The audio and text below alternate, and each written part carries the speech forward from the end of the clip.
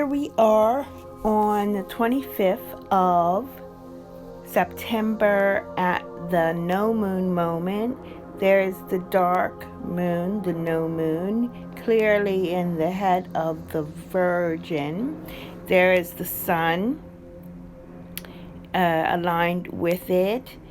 It will be at 8 degrees of Virgo. You'll see also Venus here has just entered Virgo. Here is Leo, nobody's home there anymore, and we have a alignment here where the sun and the moon will be aligned with the star Zanaya in Virgo, a very prominent bright star that's 265 light years away from Earth, meaning it's not super close, but it's not very far. Has the magnitude of 3.9, which is quite bright. There are, of course, brighter stars like Orion's less than 1. So as the brightness goes down in number, it becomes brighter, okay? But our eyes can see the stars in outside of a city up to 4 about the numbers. In the middle of nowhere, if you take your time, you could probably see up to 6 magnitude. So that's just to give you an idea. So what we're doing here is Skystrology, looking at what's happening in our entire sky. And first things first, a lot of you maybe come to this video and say, wait a second, don't we have Libra new moon?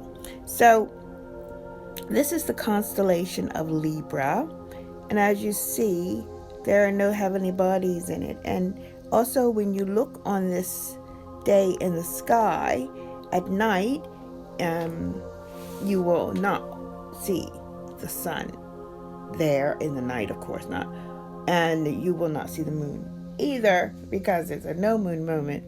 But what's great about this is the next day when you look, or maybe 2 days after, what's great about that is you will be able to see actually the moon, the crescent moon, still in Virgo very strongly there, and not in Libra.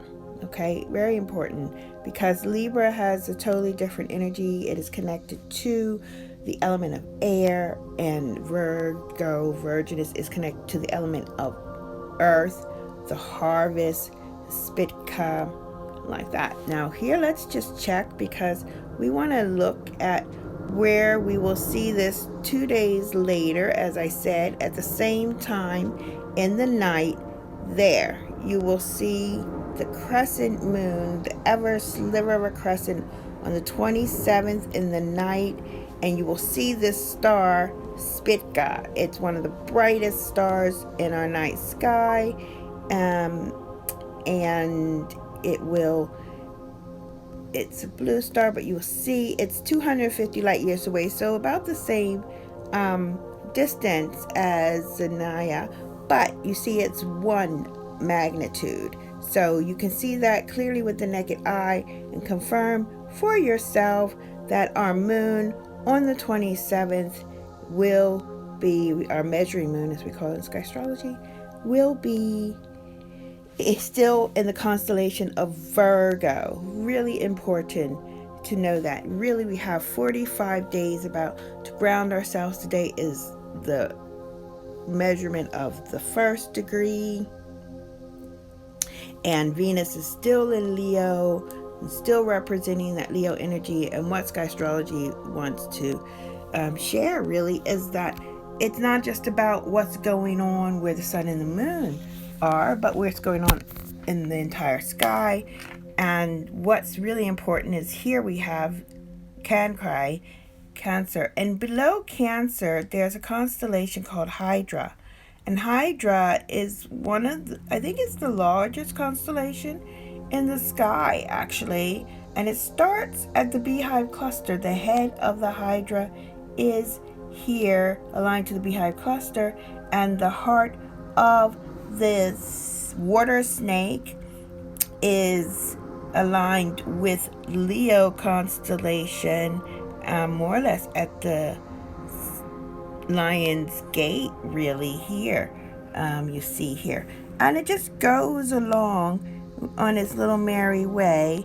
Very, very long sky. And I've observed it, so I've seen that it does have some impact on our collective challenges, if you will. Crater is also there. But here the sun on this day of the, what's that? That's Mercury? So Mercury, Venus, that's right. Mercury, Venus will both be in Virgo. So we have a party in Virgo on the 27th for sure, where we have Mercury retrograde approaching actually its station. Venus also in Virgo, the sun in Virgo, and the moon still in Virgo. Really all together there. Here, the Mercury, Venus, and the sun, and the Zanaya still. And then here at the end, we have the measuring moon just past Spitka, but on that day, it will, 10 hours earlier, on that day it will align with Spitka and then move, but it will still have almost less than a day, a good day, 20 hours, still in the constellation of Virgo. And as you see, let's acknowledge this is also a star in Hydra that will be aligned with the measuring moon at that time. It's 338 light years from Earth, but not very bright. It's a 3.5 magnitude, not very dim either. So when you look at Skystrology, we're looking at what's happening in the entire sky, and acknowledging what we can see. Now, what's really interesting is that we've got on the other part of our sky, it's still a lot happening. Here is the Taurus constellation and the Orion constellation. And here you see that Mars is seen amongst the stars of Taurus, but also making alignments to other constellations. That might be, I consider that quite high. Is it a bright star? Let's look at the brighter stars within this constellation. That's Elnat, which is connected to Auriga, and also to the bright stars that are closer. Bellatrix in Orion, it will have passed. It'll be aligning to the belt of Orion as well. These three here, is it? Al-Nilam. Correct me if I'm wrong with the pronunciation. Yeah, so Misa on that day, and slowly Betelgeuse as well, not on the 27th, but on the 27th, it will still be clearly amongst the stars of Taurus, but also engaging with the bright stars of Orion, especially that one in the face. Let's see how bright that is. Ooh, that's closer. It's 117 light years from Earth, so let's acknowledge that star. And how bright is it? It's a 4.1. So, of course, a little bit more than the others, but because it is closer, it can be also illuminating, connecting to the energies here. These are all possible energies, and the more you know about Skystrology, the more you can acknowledge that you as an observer without attachment can connect to these energies. Observe, not absorb, and remember your connection to our waters above our sky. Now here we have where our wonderful Jupiter is still retrograde amongst the stars of Pisces, and amongst the stars of Cetus, right? Sea Dragon, that is a very bright star as well. Let's see, since we're doing this.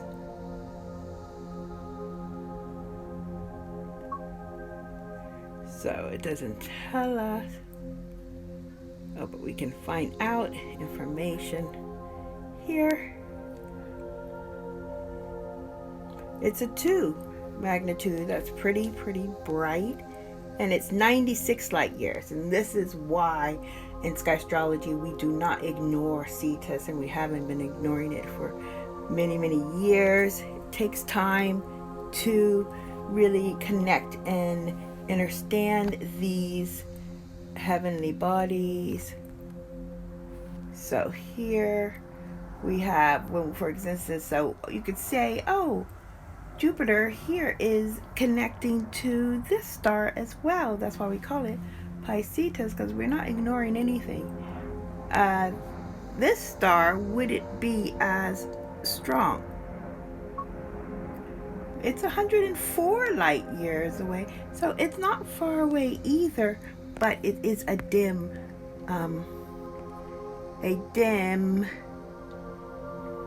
magnitude of 4 compared to the 2 that we have with Cetus.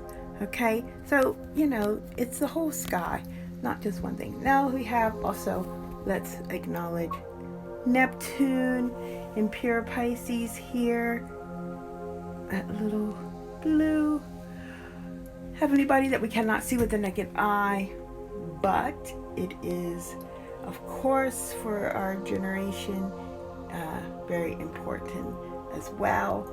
I like to go to Saturn. You can also see this in the night sky as well, and showing you it is retrograde clearly in Capricorn, but if you allow me to show you that it is aligning with a very bright star, the shoulder of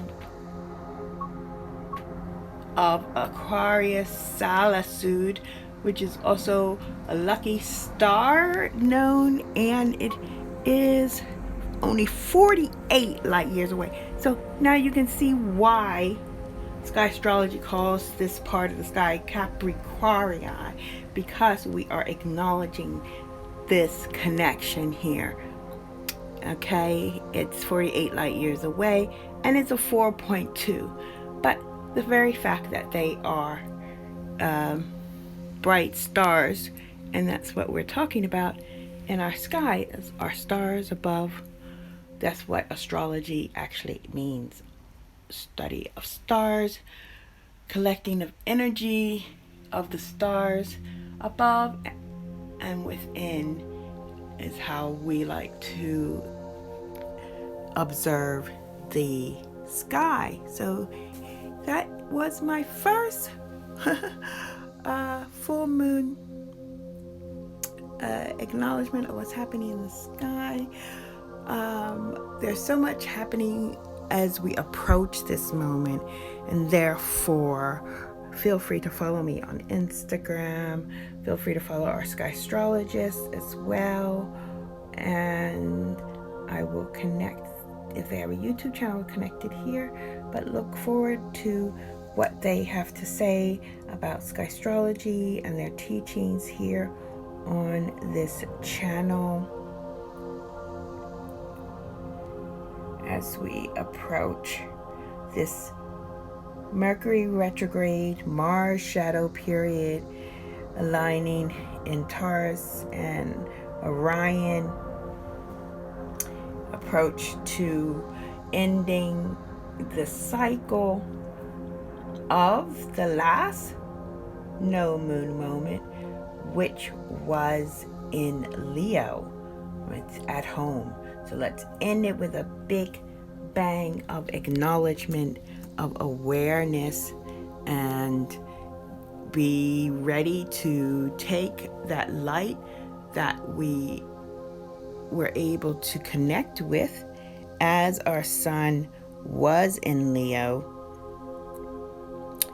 and now together with Venus, Mercury, and our sun really ground it in to move forward, to plant the seeds, to do the work, to bring the harvest that we know is possible, and that the measuring moon is able to show us when we see the crescent moon around the 27th of September. Okay, take care of yourselves. Lots of love from the founder of Skystrology. My name is Claudette, also known as Cloudette because I love clouds and looking up.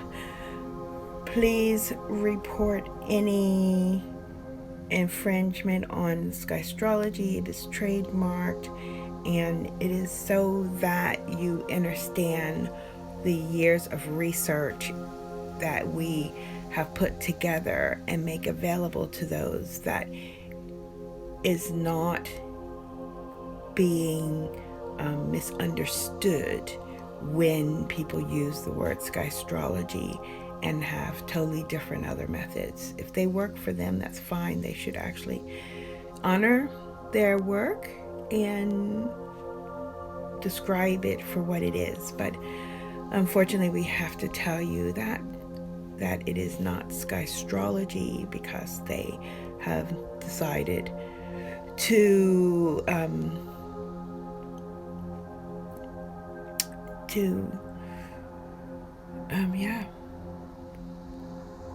infringe on our intellectual property. I always have to say it because it's just so sad as so many people are waking up that there are people who in the so-called spiritual community who are asking you to wake up to the divine sky or the true sky or whatever sky that is not the lie of Western tropical or tropical Western astrology, that they actually are then repeating this misinformation by using the word Skystrology when actually what they're doing is another kind of astrology. Let's hope this ends soon, because there's a lot of things that we are doing to move forward, and energy is precious to go against such things. But as Orion, you see Orion, we will if we have to take action.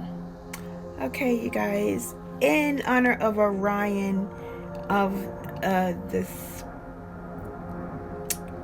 unique moment, actually will be leading up to this moment of the no moon moment, we will also have the spring equinox in Australia and the autumn equinox in the northern hemisphere, right? And on that day, even just to make it interesting, on that day the moon will be at, let's show here, so we have Mars is not moving very quickly, but it'll be aligned with, what star is that? A bright star in Taurus. Doesn't have a name. If it does start to have a name, it's usually not very bright, the star, so that's why. On that day with this autumn equinox, we have Mercury and the Sun exact at the same degree. So we have a no Mercury moment in retrograde for the autumn equinox on the 23rd. And we have the moon in Leo, as I mentioned before, here. Yes, that says SEX, sextans. Yeah. But here we will have the approaching dark moon. Okay. You might be able to see a little bit of a crescent here. but not necessarily so. And but at the end, we have Venus will be near the end of Leo, not yet in Virgo, as you see at the tail end, aligning with this very prominent star in the Nebula. It is the third brightest object in the constellation of Leo. It is quite bright. It's a 2.1, and it is only 36 light years away, as you see.